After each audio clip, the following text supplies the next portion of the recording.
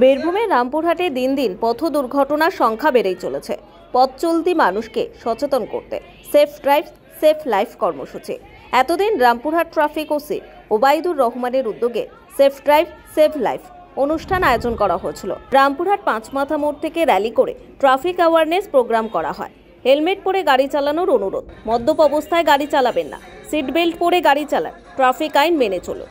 অন্যদিকে বিশ্ব উষ্ণায়ন কমানোর জন্য পথচারী, ড্রাইভার, বাইক রাইডারদের এবং স্টুডেন্টদের বৃক্ষ বিতরণ করা হয়।